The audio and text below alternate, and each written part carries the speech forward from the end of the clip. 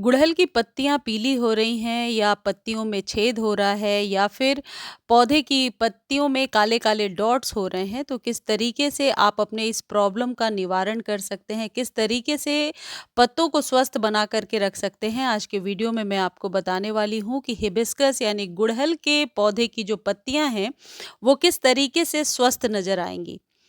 गुड़हल पर अक्सर ये बीमारी देखने को मिलती है कि पत्तियां या तो पीली होकर गिर जाती हैं या पत्तियां मुड़ी हुई होती हैं, कलियां बनने के बाद खिलती नहीं हैं और कलियां झड़ जाती हैं। इन सारी प्रॉब्लम से छुटकारा आप पा सकते हैं इस तरीके से। इस एक स्प्रे की मदद से आप अपने गुड़हल के पौधे से जुड़ी हुई सारी प्रॉब्लम्स का सॉल्यूशन ढूंढ सकते हैं। मैं आपको घरेलू तरीका भी बता देती हूँ और मार्केट से खरीद कर किस चीज़ का इस्तेमाल करना है, ये भी मैं बता देती हूँ। गुड़हल के पत्ते यदि बहुत झुके हुए हो रहे हैं, पत्ते चमकदार नहीं हैं, ऐसा क्यों होता है पहले ये कारण जानना ज़रूरी है। इसके लिए आपको ये जानना चाहिए कि सर्दियों में जब धूप बहुत ही कम आती है और पौधे की मिट्टी हमेशा नम होती है, हमेशा मॉइस्चर लिए हुए होती है, तो पत्तों पर काले डॉट्स होना यानी किसी न किसी प्रकार के संक्रमण का होना दिखने लगता है। पत्तियां जो कि ग्रीन होने के साथ साथ मुड़ी हुई निकल कर के आती हैं। कई बार पत्तियां पीली पीली हो जाती हैं या फिर बहुत ही हल्के पीले रंग की पत्तियां होती हैं। जो कलियां बनी हैं वो खिल नहीं पाती हैं और ये सब कुछ धूप की वजह से होता है। लेकिन जैसा कि अभी सभी जगहों पर थोड़ी धूप निकलने लगी है, यानी कि 1 से 2 घंटे की धूप होने लगी है, तो धीरे-धीरे आप अपने इस प्रॉब्लम से निजात पा सकते हैं। और गुड़हल में इसका इस्तेमाल आप अभी से कर सकते हैं, यानी जनवरी के एंड से फ़रवरी तक में यदि आप इस स्प्रे का इस्तेमाल करेंगे, तो निश्चित तौर पर आपके पौधे की भी पत्तियाँ बहुत ही स्वस्थ निकल कर के आएँगी। मेरे पौधे में ये वाली प्रॉब्लम नहीं है, जिसके लिए कई व्यूअर पूछ रहे हैं कि काले डॉट्स हो जाते हैं, तो किस तरीके से हम निवारण कर सकते हैं। देखिए, सबसे पहली चीज़ ये है, आप जो भी फंगिसाइड घर में इस्तेमाल करते हैं, उस फंगिसाइड को 1 चम्मच आप 1 लीटर पानी में डालिए और अपने पौधे पर बहुत ही अच्छे से स्प्रे कर दीजिए। इससे जो भी ऊपरी संक्रमण है वो ज़रूर ख़त्म हो जाएगा और पत्तियाँ ज़रूर निश्चित तौर पर फ्रेश निकल कर के आएँगी।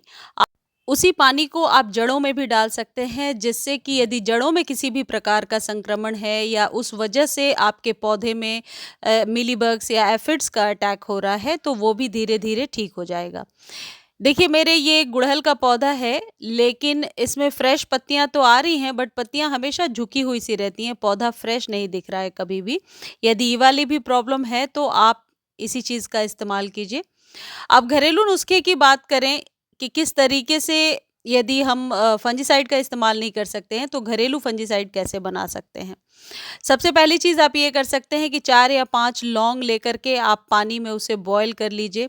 बॉयल करके ठंडा कर लीजिए, लौंग को निकाल कर रख लीजिए और उस पानी में थोड़ी-सी हल्दी मिलाकर 1 चुटकी और आप 1 लीटर एक स्प्रे बॉटल में भर लीजिए। पानी जो लौंग वाली है वो 1 लीटर के करीब आप ले सकते हैं और उससे बहुत ही अच्छे से अपने सभी पौधों पर स्प्रे कर दीजिए। ये जो प्रक्रिया है, इसे आप वीक में 2 या 3 बार रिपीट कर सकते हैं। देखिए, जो मैंने आपको पहले बता दिया कि फंगिसाइड से स्प्रे करना है, ये आप अपने सभी पौधों पर करेंगे। फंगिसाइड कोई भी हो सकता है। फंगिसाइड बहुत ही सस्ता, मुझे लगता है 30 से 40 रुपीज़ में नर्सरी पर बहुत ही आराम से मिल जाता है।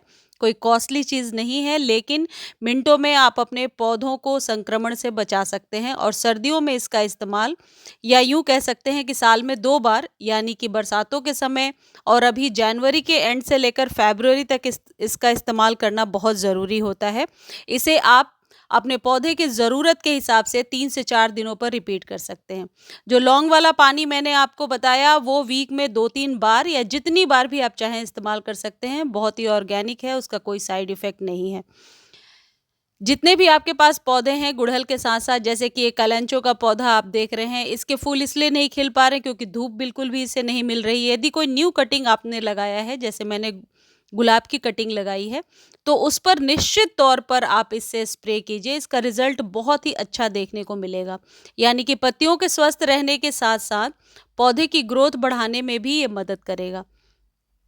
अब दूसरी चीज़ ये है कि यदि आपके आपके पास लौंग का पानी नहीं है या फिर आप इस्तेमाल कर चुके हैं लेकिन रिज़ल्ट आपने अच्छा नहीं देखा है, तो एक और नुस्ख़ा बताती हूँ, इसका इस्तेमाल कीजिए और इसका रिज़ल्ट बहुत ही अच्छा होगा। 1 लीटर आप पानी ले लीजिए और उसमें कम से कम 4 चम्मच डिशवॉश सोप या फिर शैम्पू का डाल लीजिए, जो कई बार मैंने आपको बताया भी है, लिंक डिस्क्रिप्शन में दे दूँगी। इस पर सेपरेट वीडियो भी मैंने आप बना कर के आपको बताया था। तो आप 4 चम्मच डिशवॉश सोप ले लीजिए या फिर शैम्पू ले लीजिए। 1 लीटर पानी में डालिए और जिस पौधे में प्रॉब्लम है उसे बहुत ही अच्छे से वॉश कर दीजिए, पत्तियों को अच्छे से धो दीजिए और इसका इस्तेमाल आप तब तक करते रहिए जब तक आपके पौधे से ये वाली प्रॉब्लम ख़त्म नहीं हो जाती है। इसका कोई साइड इफ़ेक्ट नहीं है, डरने की ज़रूरत नहीं है। जो कास्टिक है, जो शैम्पू में या डिश वॉश में, वो आपके पौधे को नुकसान नहीं करेगा, लेकिन पौधे पर जितने भी प्रकार के एफ़िड्स या जितने भी प्रकार के कीड़े हैं, सबको मार देता है और पौधे की पत्तियाँ बहुत ही फ्रेश निकल कर के आती हैं। ये मेरा आज़माया हुआ नुस्ख़ा है, ये आप ज़रूर करके देखें। धन्यवाद।